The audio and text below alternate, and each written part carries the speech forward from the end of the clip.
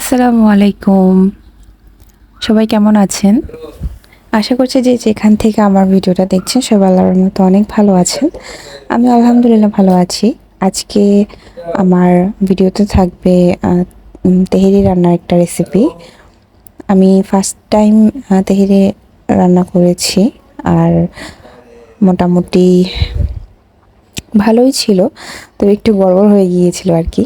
আর এর আগে দেখিয়েছিলাম আমাদের বাসার নিচে হঠাৎ করে দেখি দুটো বিড়ালের বাচ্চা। তো ওদেরকে রাখার চেষ্টা করেছিলাম কিন্তু ওর মা এসে নিয়ে গিয়েছে পরে। তো যাই হোক এখানে আমি আগে থেকেই মাংস মেরিনেট করে রেখেছি। আমার যে ভুলটা হয়েছে আজকে রান্নার মধ্যে সেটা হচ্ছে যে আমার মাংসের তুলনায় চালের তুলনায় বিরিয়ানির যে মশলা তেহারির যে মশলা সেটা বেশি হয়ে গিয়েছিল।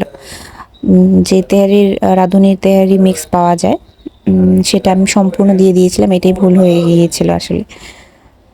প্রচুর ঝাল হয়েছিল, এটাই প্রবলেম হয়েছে। আর আমি পোলাও বা বিরিয়ানি এগুলোতে পানির পরিমাণটা বুঝি না, পানিটাও বেশি পড়ে গিয়েছিল।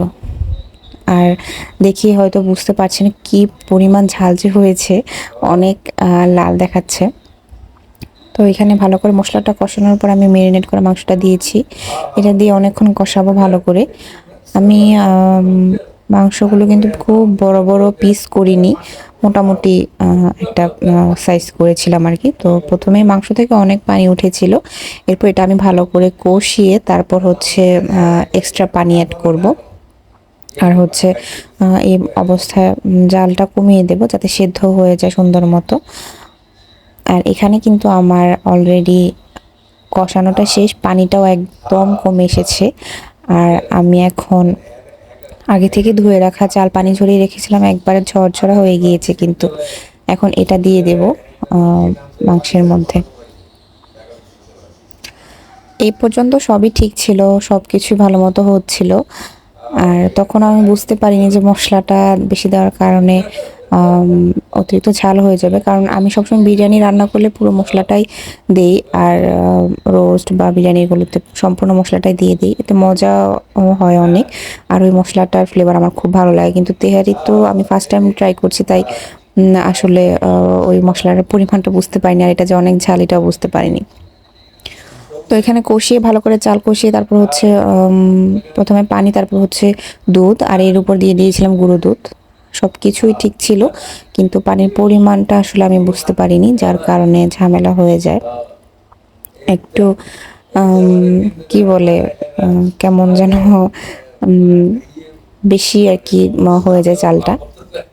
তো এখানে আমি ঢাকনা দিয়ে ঢেকে দিলাম। এর মাঝে আমি কয়েকবার উপর নিচ করে দিয়েছি। আর ঝাল কাটানোর জন্য আমি গুঁড়ো দুধ, চিনি এগুলো অ্যাড করেছি বারবার। মানে খুব বেশি না, অল্প পরিমাণেই অল্প অল্প করে দিয়েছি, দেখি ঝালটা কাটে নাকি, কিন্তু আসলে কাটেনি।